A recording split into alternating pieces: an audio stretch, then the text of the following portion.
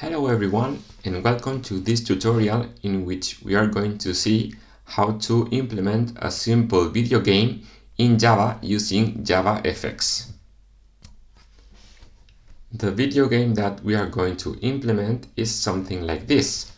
There is a welcome scene, and as soon as we press the spacebar, we get into the game scene in which we are going to move a bear around the forest, catching fruits falling from the sky.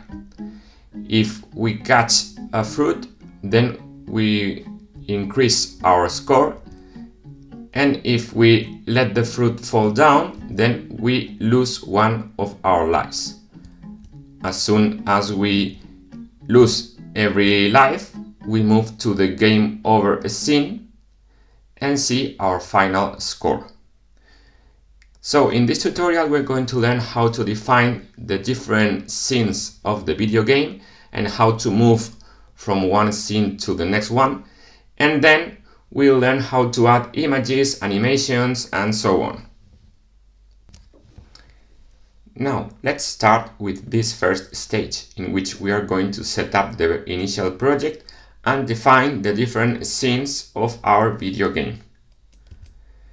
Regarding the software needed, we need JDK, Java Development Kit, in order to compile and run our application, an ID to implement or type the code of our video game, and we also need JavaFX library. We assume that we have already installed the first two parts of this slide. We have JDK and IntelliJ installed. If not, you can move to the corresponding websites and download and install this software. Regarding JavaFX, we can go to the official website of Gluon HQ Enterprise and download JavaFX from this website. This is the website from which we can download JavaFX. We need to download the package corresponding to our operating system. If we are using Windows, for instance, we can download the first file and unzip it or decompress it in our desired folder.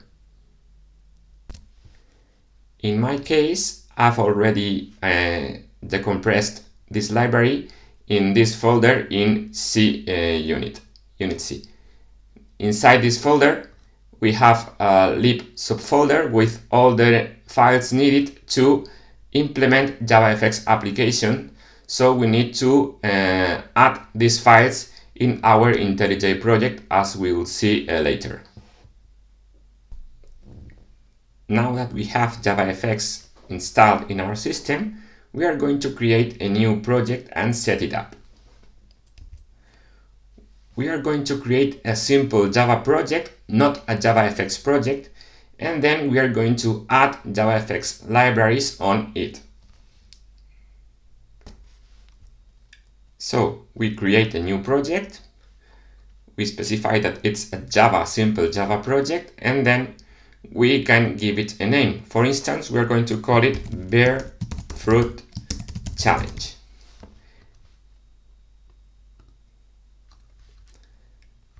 Now that the project is created, we need to add JavaFX libraries to this project. To do this, we can right-click on project's name and go to Open Module Settings option.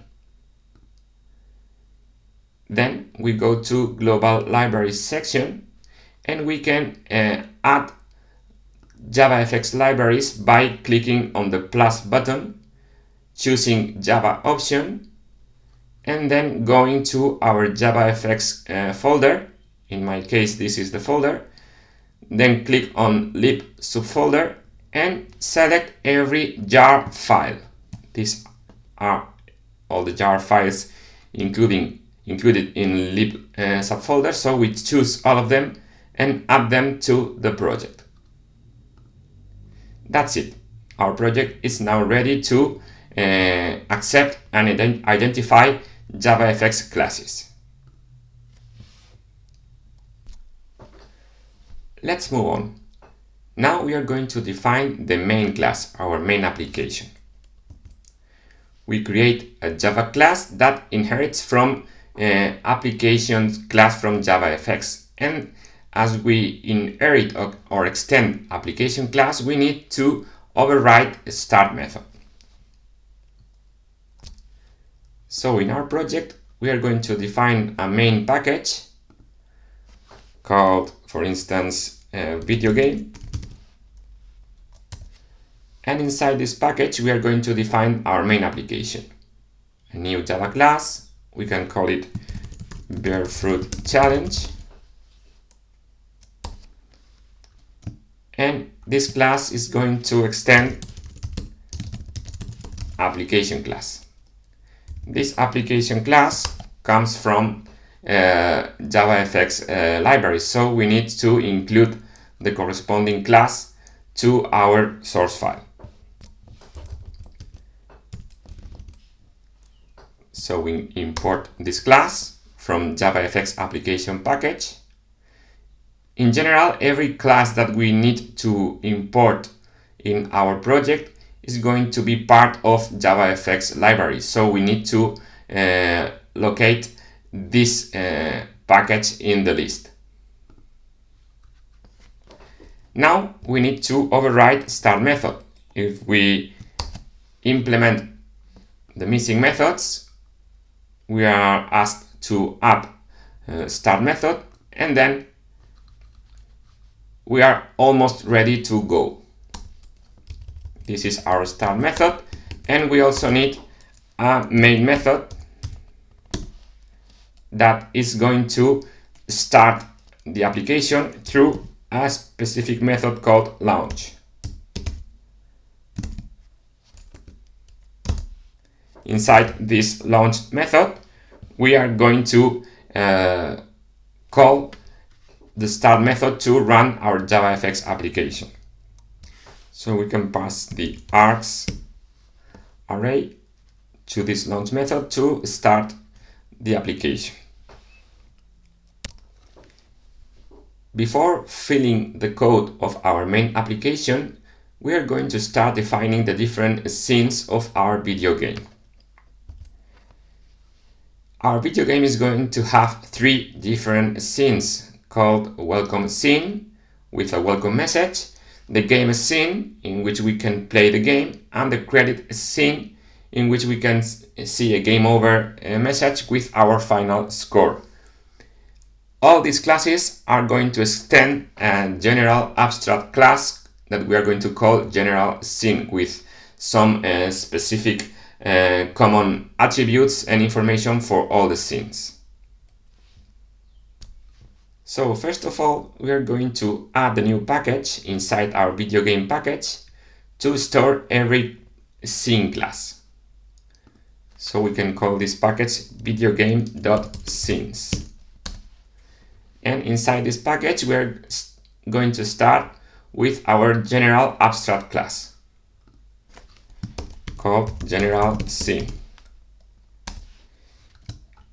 This is going to be an abstract class with some basic information regarding every scene. And this can be the initial appearance of our general scene class. It's a subclass from scene JavaFX class, which defines every scene of a JavaFX application, and then we define 2 constant values for the game width and height. Finally, we define 2 additional attributes, a stack pane, which is some kind of container to include the canvas in which we are going to draw the text, images, and so on, and a graphics context, which is an object that lets us draw the different elements inside the canvas. In the constructor, we initialize the scene to the given width and height, and then we change the scene's root to our new stack pane so that the main scene that is going to be shown in our JavaFX application is going to be this scene.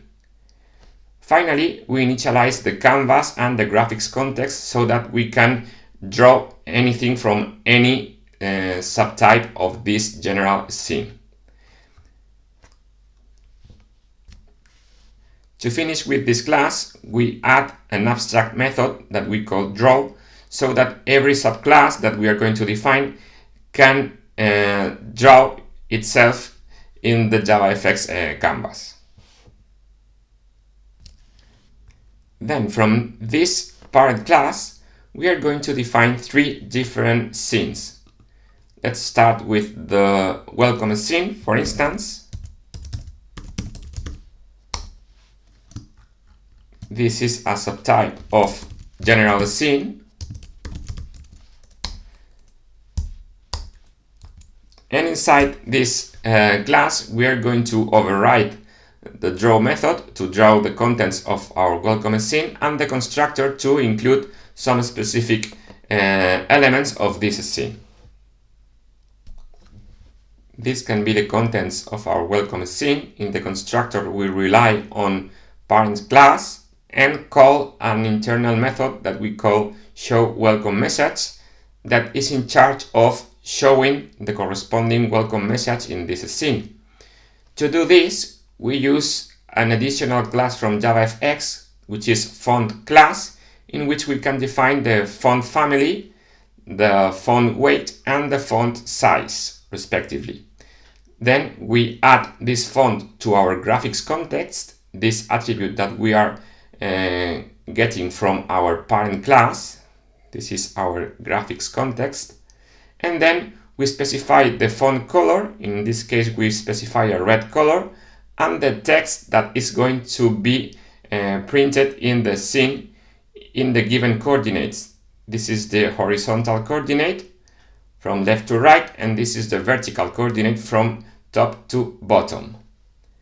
Then we add a second message with information about how to start playing. We need to press the space bar to play. So we add this second message below the initial welcome message to inform the user about what he has to do to start playing. Finally, we override the draw message and we call this show welcome message every time that this scene needs to be redrawn. As we move from one scene to another, we need to call the draw message to redraw the contents of this scene. Now we're going to create our second scene, the game scene. We create a new Java class, we call it game scene, and we extend general scene class. Inside this class, for now, we are going to simply show a message indicating that we are inside game scene. The contents of this class are very similar to the previous one. We rely on parents class in the constructor. We show some kind of message in the scene. In this case, we just print a game scene message, and then we override the draw method to call this game message method every time that this scene is reloaded. Finally, we're going to add our third scene, which is credits scene, which also extends general scene. And inside this scene, we are going to print a game over message. Again, the code is very similar to the previous scenes. We rely on parents constructor. We show the game over message along with information about how to replay the game. And we override the draw method to show this credits message. What we have done so far is we have just added some text in our scenes, and to do this we have used the font class from JavaFX and placed some text in some given coordinates in every scene. Remember that X coordinates move from left to right and Y coordinates move from top to bottom. So pay attention to this particular issue because it's different from typical y-coordinate movement. In order to launch the game, we need to specify which is the scene that is going to be loaded first from our collection of scenes. And besides, we need to connect one scene to the next one through the keyboard events. As we press the space bar, we need to move from welcome scene to game scene. And for now, we are going to use intro key to move from game scene to credits scene. And finally, we use escape key to move from credits scene back to welcome scene. So the scene transitions are as follows. We move from welcome scene to game scene through the space bar. We temporarily move from game scene to credits scene through the enter or intro key, and we go back from credits scene to welcome scene through a space bar or escape. Finally, from game scene we can go back as well to welcome scene by pressing the escape key. To do this, we need to add some additional attributes to our scenes in order to get the keyboard events from the user. First of all, we are going to add two sets of keys, one for active or currently pressed keys and another one for currently released keys.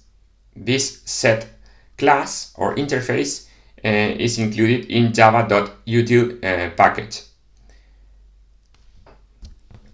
Then inside the constructor we need to initialize both sets of keys, both active keys and released keys, and we define some events on these sets. Whenever a user presses a key, then we add the corresponding code of this key into active keys set. And as soon as user releases a key, then we remove this key from active keys and add it to released keys. So this way we can control every key that is being pressed or released by the user. In our main application, we need to add some additional constants and arrays to manage the scenes. We define this set of constants to specify how many scenes is going to have our video game and the identifier of every scene. We identify welcome scene with a 0, game scene with number 1, and credits scene with number 2. And then we define an array of scenes with a size of max scenes value. Finally, we are going to use this static attribute of type stage to refer to current stage. This is the window in which our video game is being showed.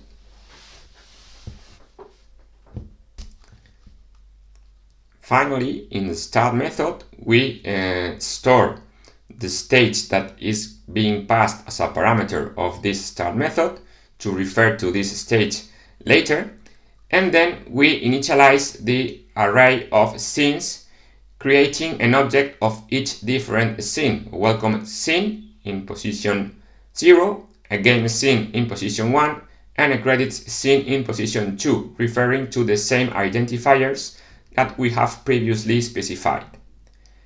We set the title of the stage and we initialize the game to show the welcome scene at the beginning. Finally, we show the window that contains this welcome scene. We are going to use two additional methods in this logic. The first one is the setScene method that we are using right here to swap from one scene to another one. We are going to use this same method from the different scenes to move from one scene to the next one as soon as the user presses the specified key.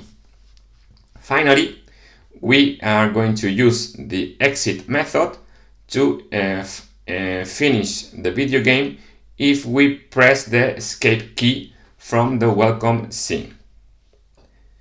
So, Pay attention to this logic, because every time we need to move from one scene to another, we are going to call the setScene method to swap the scenes and redraw the contents of the target scene, the destination scene to which we are moving. Now we need to modify the contents of our different scenes to get the corresponding keys to move from one scene to another one. We need to modify the contents of the draw method. Instead of just showing a welcome message, we need to define some kind of loop waiting for the user to press the specified key. First of all, we clear the set of active keys just in case there is any pending key from previous scenes. Then we define this loop through an AnimationTimer object. This is a particular timer belonging to JavaFX library that repeats this code many times per second automatically. Inside this loop, we just remove or erase the contents of the scene by drawing a black rectangle covering all the scene. This is these 2 lines of code. Then we show the welcome message according to the method that we have previously defined. And finally, we try to get the key pressed by the user. If activeKeys.set contains a spacebar key, this is what we are trying to get from this if statement, then we stop the timer. We no longer repeat this loop and move to next scene through setScene method from main class. This method that we have explained before. So we call this method to move to game scene, next scene. If we press the escape key, then we stop the timer and exit the video game. Okay? So we are going to repeat this kind of logic in next scenes to move from one to another. Regarding game scene, in the draw method, we clear the set of active keys and we start the AnimationTimer loop. We also draw a black rectangle to clear the scene. Then we show the game message explained before, and then we try to catch the key pressed by the user. If user presses escape key, then we go back to welcome scene. We stop this AnimationTimer and go back to welcome scene. Remember that whenever we call setScene method, we are going to draw the corresponding scene. So again, we initialize this method and the corresponding AnimationTimer. From game scene, if we press escape key, we go back to welcome scene, and if we press enter or intro code, we move to credits scene. As we have said before, this is a temporarily issue to show credits scene. Later, as the game is being completed, we will only move to credits scene as soon as our lives finish. Regarding credits scene, we move to the draw method and repeat the same logic seen before. We clear the active key set and initialize the AnimationTimer. In this case, we fill the scene with a black rectangle and show the credits message explained before. Finally, we try to catch the spacebar key, and then we stop this AnimationTimer and go back to the welcome scene to play again. Now it's time to try our video game.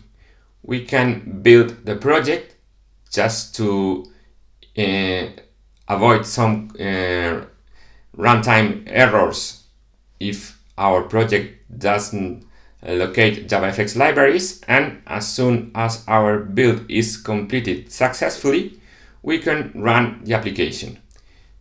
we can right click on our main class on the left pane, or if it's available, we can also click on the play button in the upper right corner. Then we'll be able to see our welcome scene, and if we press the spacebar, we can move to game scene. If we press enter or intro key, we move to credits scene, and if we press spacebar again, we go back to welcome scene. From this welcome scene, if we press escape key, we finish the application, the video game, and we can go on adding more functionalities to our video game in next videos.